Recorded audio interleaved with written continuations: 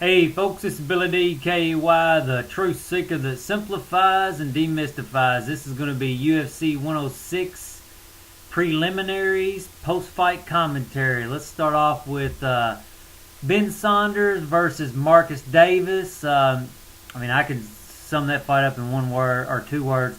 Holy shit. I really did not expect Ben Saunders to dominate Marcus Davis like he did, especially after the Mike Swick loss. I'm thinking if Ben Saunders fought Mike Swick again, he might have a good chance of whipping him. But wow, his Muay Thai was just, he had so much more reach and just so much more height that he could just basically wail on Marcus Davis. And before the fight started, I really thought Ben Saunders was outclassed, and I thought he was being pretty ignorant because he said, Marcus Davis has never been knocked out. I want to be the first one to do it. I'm going to be looking for that the whole time. And I was remembering what Sun Tzu said, and Sun Tzu said, avoid what is strong and attack what is weak. And I'm sitting there going, if Marcus Davis has never been knocked out, then that's completely stupid to be looking for that. You should be looking for opportunities where Marcus Davis has showed failure in the past and exploit those. But he proved me wrong. Obviously, he's seen something and believed in himself in ways that I didn't. So, you have to give the props to him. And, it really was a dominating performance by Ben Saunders over Marcus Davis. And I haven't seen anybody do that to Marcus Davis. So I don't know what the deal is. I don't know if Marcus or Ben Saunders has found himself, or he just, he's got the right skills to do that to Marcus Davis. So I don't know. Good job, Ben Saunders. This is something that's bothered me after the fights, and I ain't thinking. Maybe not all of you are gonna agree with me on this, but you crush a guy, he's beat down on the ground, and you're walking around with a smile on your face, and I'm sitting there going, damn, you really shouldn't be that happy when you're hurting people. You know what I mean? I don't know, it's just ego. Look at how happy I am. I just hurt him. I don't know, I don't like it. I don't know, who knows, maybe if I was there I'd be the same way, but I don't really like it anymore. It may be my downfall with MMA. It may why I quit watching, because guys are happy to hurt other people. So, anyway, that's a side point. Next fight, George Staropoulos versus Jason Dent. That pretty much went the way I thought it would be. I figured that George would dominate. I was surprised that Jason Dent started coming back on his striking and doing pretty good, because George started out pretty good on his striking, but then, after watching him, it's like watching two guys that didn't have the power to knock you out, or two guys that wasn't willing to commit to a punch that would knock you out. I was sitting there watching, I was like, neither one of these guys got real power, so, and let's see. I really think Jason Dent needs to move down to 145, because he's got weight around his waist, and he's a little fat for 155, so I think he should move down to 145. However, at 145, you got to face that Jose Aldo, who just beat Mike Brown, which, whoo, if you didn't see that, man, Aldo I think he'd give BJ Penn a run for his money. I really do.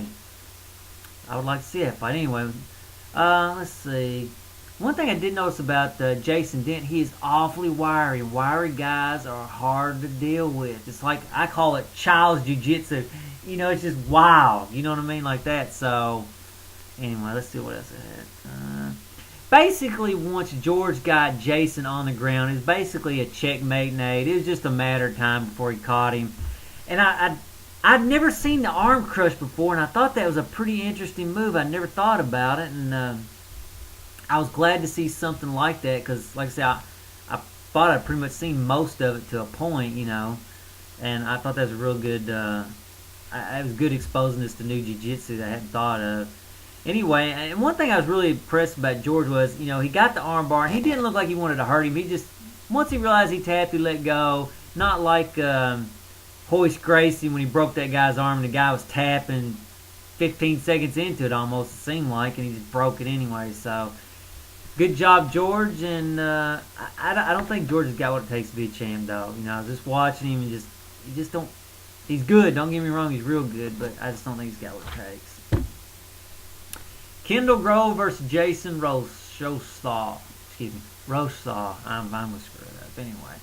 Good job, Kendall. I really did. I'd expected Jake Roshaw to take Kendall to the ground and then get on top of him, do his thing. But I did not expect Kendall to reverse it on him. Kendall got on top of him for a while, and I was really impressed with that. That bodes well for Kendall, And one thing I noticed too, once Kendall got him in a tapping position, Jake just, is a triangle, and he just tapped. Almost as soon as he got it on him, he's tapping. I ain't gonna try to get out of it. No, I ain't gonna try. And don't get me wrong, that's smart for a longevity career. You ain't gonna sit there and get big neck injuries and back injuries, but to me, it tapped a little quick. Hell, I don't even think I would have tapped that quick.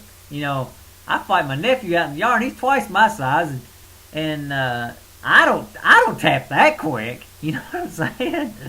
So anyway, I think I'm gonna have to remember that on next Jake Rothstall. I'm gonna have trouble with his last name. I'm gonna have to remember it the next time we do predictions because he's a quitter. He quits quick. You know what I mean? And I mean to beat on him. His heart ain't 100% in it. I'm not gonna win no matter what. He doesn't have that kind of attitude. So if I was a betting man, I wouldn't bet on him in the future anymore. So next fight, Brock Larson versus Brian Foster.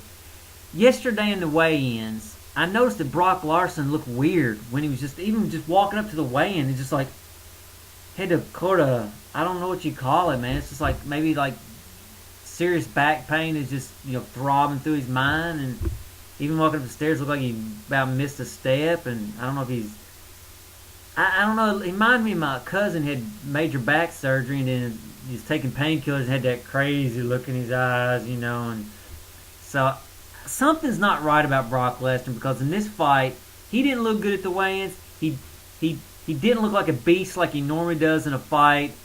Something was wrong with Brock Larson, or something's wrong with his life. These guys get a lot of injuries from these fights. Even though you can't see it because the skin's covered up, these guys have a lot of pain.